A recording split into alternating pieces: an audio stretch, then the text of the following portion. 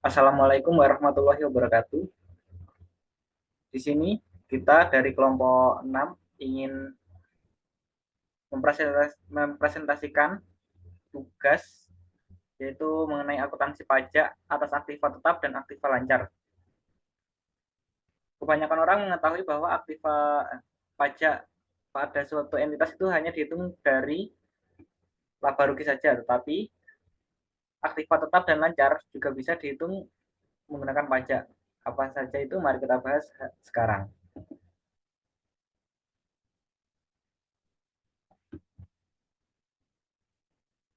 Anggota kami berisikan Hosianda Jibril dengan NIM 073, Nida Nursani dengan NIM 074, Ahmad Harus Rizki dengan NIM 089, Elova Ikoh dengan NIM 096, dan Rizky Febrianto dengan NIM 098.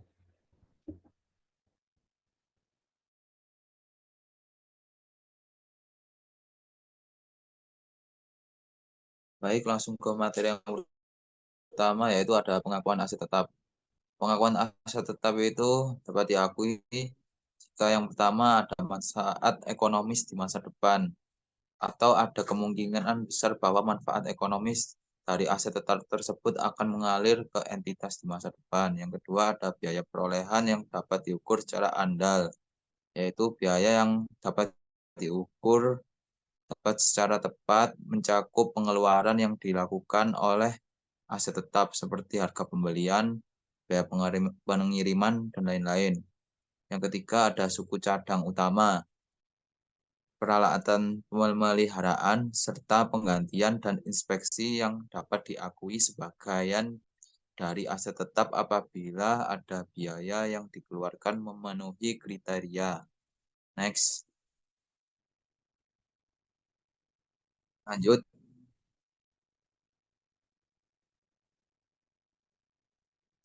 Selanjutnya yaitu ada dasar aturan mengenai dasar hukum. Yang pertama ada Pasal 9 ayat 2 yang mengatur biaya yang terkait dengan perolehan, pemeliharaan, atau peningkatan aset yang diakui sebagai harta tetap dalam pembukuan. Selanjutnya pasal 10 ayat 1 sampai ayat 6 dan RIU PPH mengatur perlakuan pajak asal aset tetap termasuk saat perolehan, penggunaan, serta kriteria yang dijual atau dialihkan. Selanjutnya ada pasal 11 ayat 8 dan 9 UU PPH mengatur penyusutan aset tetap serta ketentuan lebih lanjut terkait masa manfaat metode penyusutan. Next.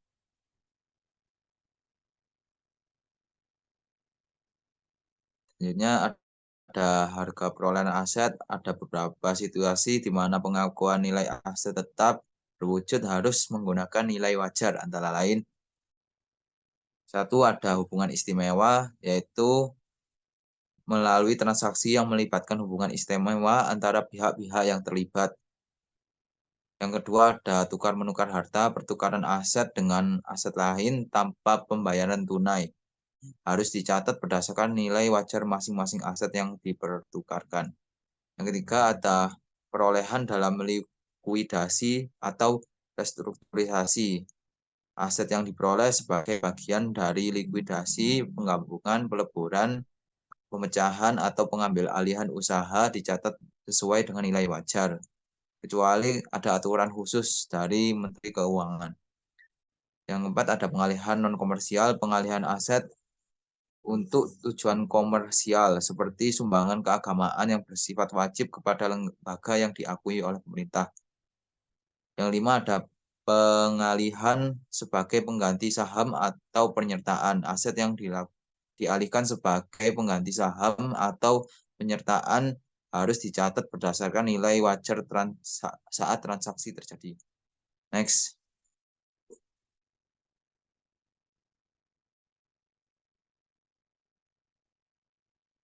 Selanjutnya ada penyusutan aset tetap. Penyusutan aset tetap adalah proses alokasi biaya yang pengadaan aset yang memiliki masa manfaat lebih dari 1 tahun secara bertahap selama umur aset. Dalam ketentuan fiskal terdapat 2 metode penyusutan yang diperbolehkan, yaitu metode garis lurus di mana penyusutan dilakukan secara merata setiap tahun dan metode saldo menurun di mana penyusutan lebih besar pada awal masa manfaat aset dan berkurang seiring waktu. Oke, selanjutnya next.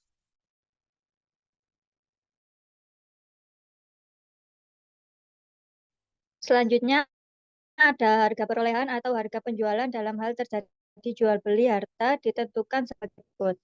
Jual beli harta yang tidak dipengaruhi hubungan istimewa. Yang pertama, harga perolehan bagi pembeli adalah jumlah yang sesungguhnya dibayar. Yang kedua, harga penjualan bagi penjual adalah jumlah yang sesungguhnya diterima. Selanjutnya, jual beli harta yang dipengaruhi hubungan istimewa, yaitu harga perolehan bagi pembeli adalah jumlah yang seharusnya dibayar. Dan yang kedua, harga penjualan bagi penjual adalah jumlah yang seharusnya diterima. Next. Selanjutnya ada penggolongan aktiva tetap.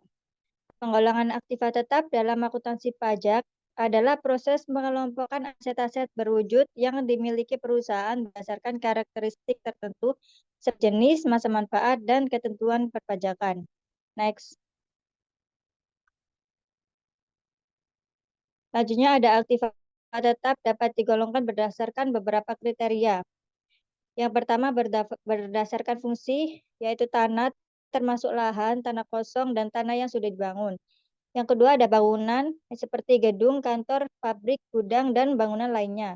Yang ketiga ada peralatan dan mesin, yaitu mesin produksi kendaraan dan perlengkapan kantor dan peralatan lainnya. Yang terakhir konstruksi dalam pengerjaan KDP, proyek konstruksi yang belum selesai. Selanjutnya berdasarkan sifat, ada aktiva tetap berwujud dan aktiva tetap tidak berwujud. Selanjutnya berdasarkan tingkat depresiasi, ada aktiva tetap yang dapat didepresiasi dan juga ada aktiva tetap yang tidak dapat didepresiasi. Lanjut.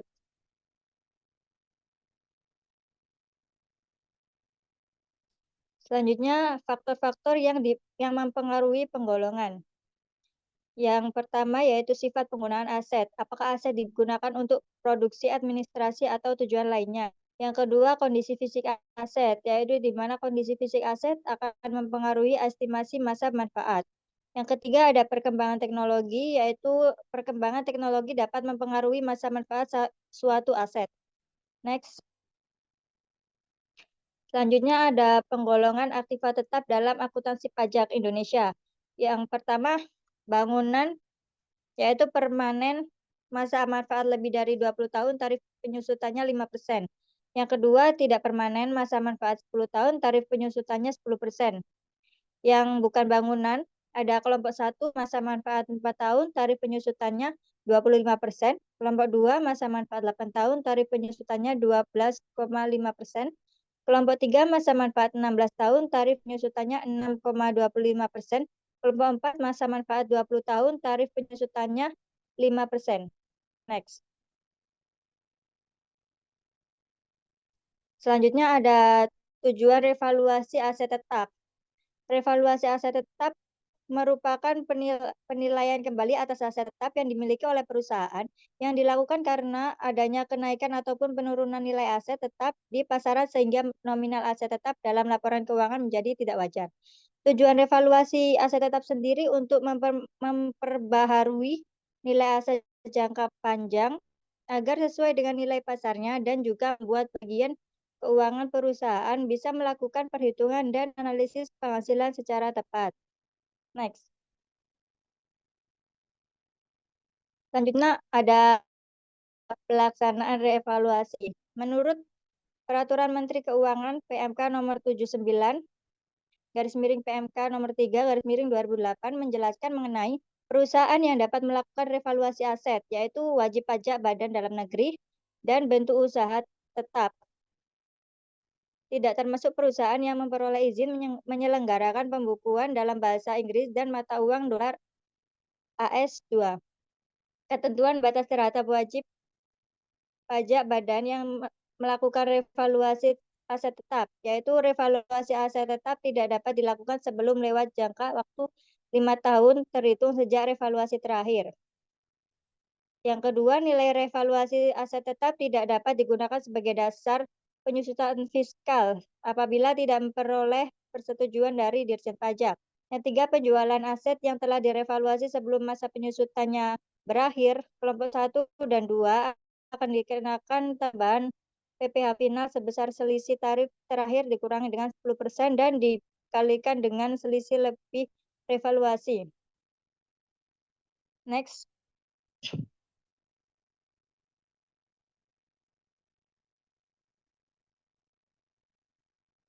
Selanjutnya ada perlakuan akuntansi pajak atas revaluasi aset tetap yang menurut Undang-Undang Nomor 36 Tahun 2018 tentang pajak penghasilan. Yaitu ada aset tetap yang dapat dilakukan revaluasi, yaitu seluruh aset tetap berwujud yang termasuk tanah yang berstatus hak milik atau hak guna bangunan. Yang kedua, seluruh aset tetap berwujud yang tidak termasuk tanah yang terletak atau berada di Indonesia dimiliki dan dipergunakan untuk mendapatkan atau menagih dan memelihara penghasilan yang merupakan objek pajak. Selanjutnya ada dasar penyusutan aset tetap. Yang pertama, jika revaluasi disetujui, maka dasar penyusutan aset tetap yang telah direvaluasi adalah nilai sisa buku fiskal yang baru. Jika tidak disetujui, maka menggunakan nilai sisa semula sebelum dilakukan revaluasi. Yang kedua, untuk nilai sisa buku baru aset tetap dikelompokkan bangunan dan bukan bangunan yang penyusutannya menggunakan metode garis lurus merupakan nilai perolehan fiskal baru aset tetap perusahaan tersebut pada tanggal penilaian kembali. Yang terakhir, sisa masa manfaat fiskal aset tetap perusahaan yang telah dilakukan penilaian kembali mulai bulan dilakukannya penilaian kembali disesuaikan kembali menjadi masa manfaat penuh untuk kelompok tetap perusahaan tersebut. Next.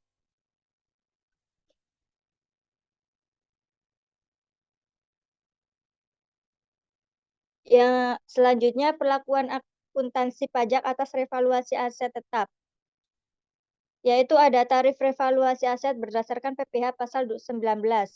Yang pertama yaitu selisih lebih penilaian kembali aset tetap perusahaan di atas nilai sisa buku fiskal dikenakan pajak penghasilan yang bersifat final sebesar 10%. Yang kedua, perusahaan yang kondisi keuangannya tidak memungkinkan untuk melunasi sekaligus pajak penghasilan yang terutang dapat mengajukan permohonan pembayaran secara angsuran paling lama 12 bulan sesuai ketentuan. Next. Selanjutnya yaitu materi mengenai kas dan bank.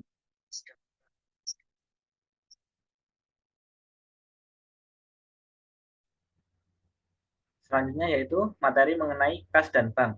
Kas dan bank merupakan aset lancar yang sangat krusial dalam operasional perusahaan. Keduanya memiliki peran sentral dalam menjamin likuiditas perusahaan, memvalidasi transaksi bisnis, dan menjadi dasar dalam penyusunan laporan keuangan.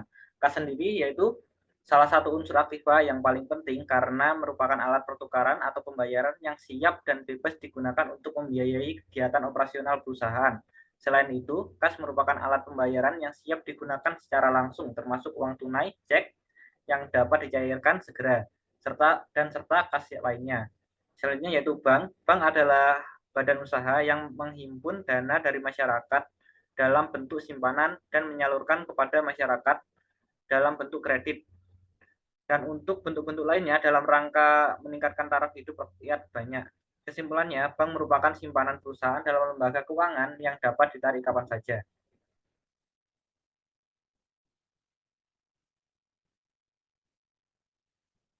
Selanjutnya yaitu akuntansi kas. Akuntansi kas adalah cabang ilmu akuntansi yang khusus mempelajari dan mencatat semua transaksi yang berhubungan dengan penerimaan dan pengeluaran uang tunai atau setara kas. Sederhananya, akuntansi kas adalah catatan yang mendetail tentang setiap rupiah yang masuk dan keluar dari perusahaan. Berikut adalah kegunaan akuntansi kas. Yang pertama yaitu mengontrol keuangan, yang kedua yaitu mencegah penyalahgunaan, yang ketiga mempermudah pengambilan keputusan, dan yang keempat memenuhi syarat perhukuman. Komponen akuntansi kas ada 3, yaitu penerimaan kas, yaitu semua transaksi yang menyebabkan kas bertambah seperti penjualan tunai, penerimaan pembayaran piutang, dan penerimaan pinjaman. Yang kedua yaitu pengeluaran kas, semua transaksi yang menyebabkan kas berkurang seperti pembelian barang dagangan secara tunai, pembayaran gaji, dan pembayaran utang. Yang ketiga yaitu setara kas, yaitu aset yang sangat liquid dan dapat dengan mudah dikonversi menjadi kas dalam waktu singkat, seperti deposito berjangka yang akan jatuh tempo dalam waktu dekat. Yang selanjutnya yaitu pengelolaan kas. Pengelolaan kas yang efektif merupakan salah satu kunci keberhasilan sebuah perusahaan. Kas adalah aset perusahaan. Tanpa pengelolaan yang baik, perusahaan bisa mengalami kesulitan keuangan. Sistem pencatatan kas yang akurat dan terorganisir adalah fondasi dari pengelolaan kas yang baik. Manfaat dari pengelolaan kas yang baik yaitu mencegah kekurangan kas, meningkatkan efisiensi, mempermudah pengambilan keputusan, meningkatkan transparansi lengkap, akurat, tepat waktu, dan terorganisir.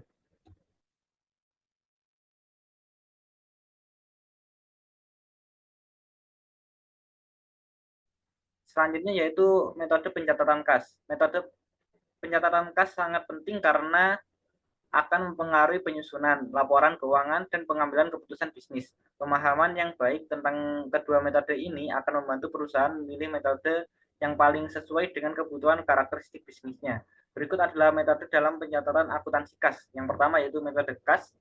Dalam metode ini, transaksi hanya dicatat saat uang benar-benar berpindah tangan. Artinya, pendapatan baru diakui ketika uang sudah diterima dan beban baru diakui ketika uang sudah dibayarkan.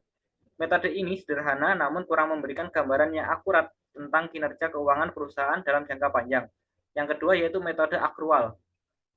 Metode akrual mengakui pendapatan dan beban pada periode ketika transaksi tersebut terjadi terlepas dari kapan uangnya diterima atau dibayarkan. Metode ini memberikan gambaran yang lebih akurat tentang kinerja keuangan karena memberikan transaksi yang sebenarnya terjadi dalam suatu periode.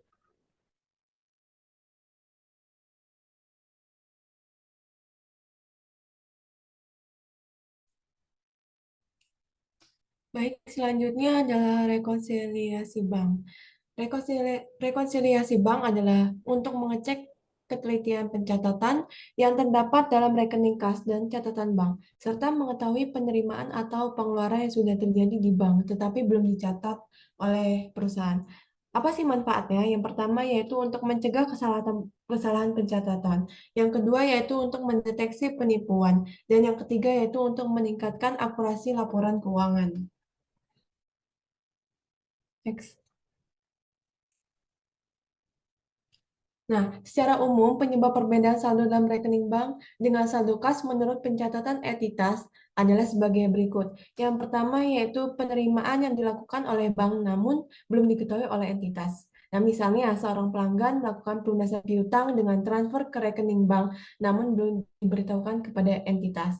Yang kedua yaitu penerimaan yang dilakukan oleh entitas namun belum disetorkan oleh entitas atau sudah disetorkan namun belum terlihat dalam rekening koran di bank. Misalnya, setoran dari penjualan di tanggal 31 Januari baru disetorkan pada tanggal 1 Februari atau baru terlihat dalam rekening koran pada bulan Februari. Yang ketiga yaitu pengeluaran yang dilakukan oleh bank, namun belum diketahui oleh entitas. Contohnya, biaya administrasi bank, pembayaran angsuran, beban telepon yang dilakukan dengan auto debit dari rekening bank. Dan yang terakhir yaitu pengeluaran yang dilakukan oleh entitas namun belum diambil oleh pemegang cek. Next.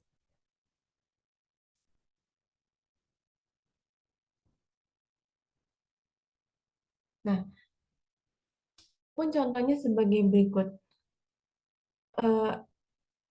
Kalian bisa baca sendiri dari soalnya yang ada di sini. Langsung aja kita bahas ke jawabannya. Next. Nah, berikut adalah jawaban dari pertanyaan tadi. Yang pertama yaitu saldo per laporan bank. Nah, diketahui bahwa saldo per laporan bank itu yaitu senilai 22.190.000 yang terdapat di soal. Kemudian bertambah atau mengalami kesalahan, yaitu deposit dalam transaksi senilai 3.680.000. Kemudian ada kesalahan bank senilai 175.000 di nomor ke-7. Kemudian maka hasilnya yaitu ditambah, yaitu senilai jadinya 3.855.000. Kemudian ada pengurangan nih dari cek masih beredar senilai 5.000.000. Itu bisa dilihat dari poin kedua dari soal. Kemudian ada saldo perlaporan entitas pada bank. Kemudian ada di sini ada penambahan bunga. Penambahan bunga senilai 600.000. Kemudian ada kesalahan pencatatan cek senilai 180.000 dan ditambah menjadi hasilnya 780.000. Kemudian ada pengurangan yaitu pada biaya administrasi bank nih senilai 18.000 dan NSF checks sebesar 220.000 itu ada di poin kelima. Nah, maka hasilnya itu 238.000. Nah, kita total nih, jadinya 20 juta ditambah 780.000 dikurang 238.000. Maka hasilnya itu 21.044.000. Next.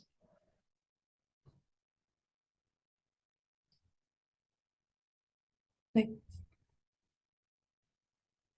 Nah, maka jurnal penyesuaian yang diperlukan dari rekonsiliasi di atas yaitu kas pada pendapatan bunga senilai 600.000 yang dicatat oleh bank, kemudian ada kas pada utang usaha senilai 180.000 dan kemudian ada beban administrasi bank pada kas senilai 18.000 dan terakhir piutang usaha pada kas senilai 220.000.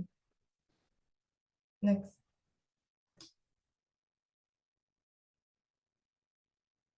Nah, akuntansi pajak atas rekonsiliasi bank.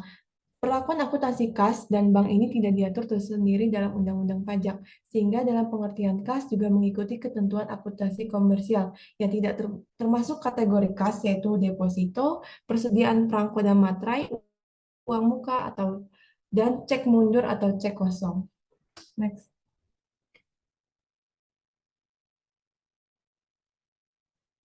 Nah, contohnya, pada tanggal 14 Februari 2014, Tuan Nurdin menerima bunga deposito dari bank 8 juta dengan tarif pajak PPh bersifat final, yaitu PPh pasal 4 ayat 2. Maka PPh PPh pasal 4 ayat 2 itu apa yang deposito itu senilai 20% itu udah ada di pasal 4 ayat 2. Nah, kemudian itu dikali dengan 8 juta, yaitu senilai jadinya senilai 1.600.000. Nah, dua metode nih pencatatan jurnalnya itu yang pertama metode bruto. Gimana cara nyatetnya? Yang pertama yaitu kas dan bank senilai 6.400.000 debit dan PPh pasal 4 ayat 2 senilai 1.600.000 pada penghasilan bunga sebesar 8 juta. Kemudian juga nih metode neto. Pencatatannya seperti kas dan bank senilai 6.400.000 pada penghasilan bunga senilai 6.400.000. Next.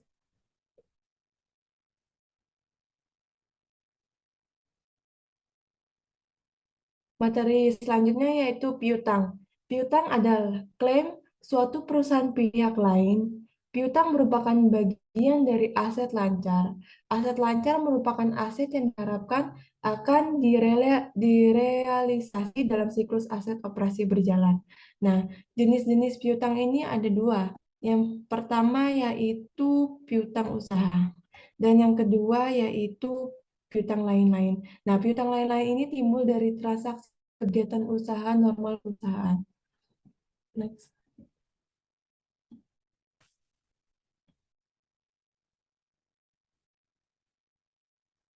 Nah, pencatatan piutang. Sesuai dengan SAK yang berlaku, piutang dicatat dan diakui sebesar jumlah bruto atau nilai jatuh tempo dikurangi dengan taksiran jumlah yang akan diterima.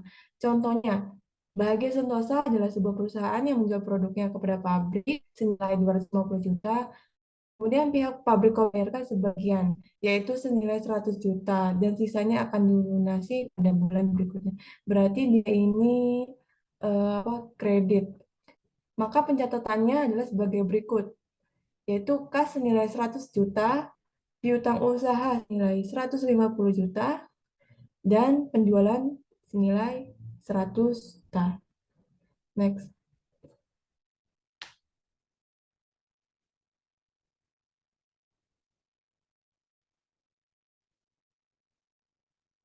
Penghapusan piutang. Untuk menghapus suatu piutang, terdapat dua metode yang bisa digunakan, yaitu metode kerugian piutang dan yang kedua yaitu metode penghapusan langsung, yaitu metode penghapusan piutang dengan cara menunggu sampai kepastian piutang tersebut benar-benar tidak dapat dipilih. Next.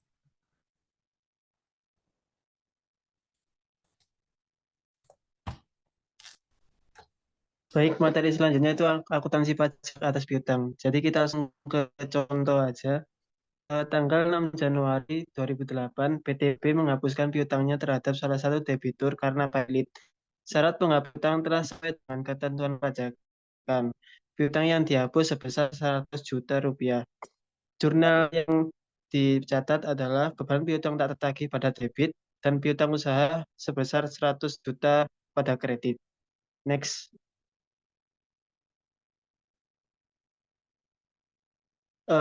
Yang selanjutnya akuntansi pajak atas persediaan. Akuntansi pajak atas persediaan. Persediaan adalah aset yang tersedia untuk dijual dalam kegiatan usaha normal baik atau macam. Yang pertama, barang dagangan dalam dagang. Yang kedua, barang di dalam usaha manufaktur. Yang ketiga, barang dalam proses. Yang keempat, bahan baku dan bahan bantu. Next.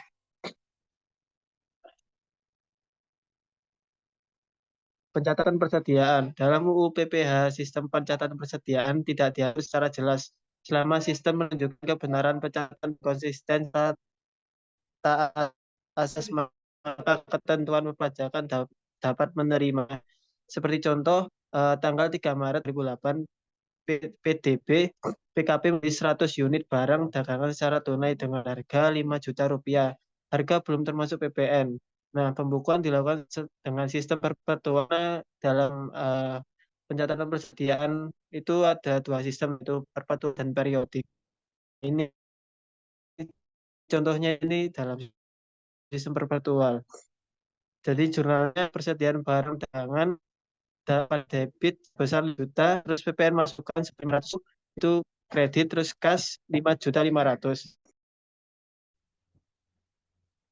Itulah tadi pemaparan materi dari kami mengenai pajak atas aktiva lancar dan aktiva tetap. Semoga dapat dimengerti. Kalau ada kekurangan mohon maaf. Wassalamualaikum warahmatullahi wabarakatuh.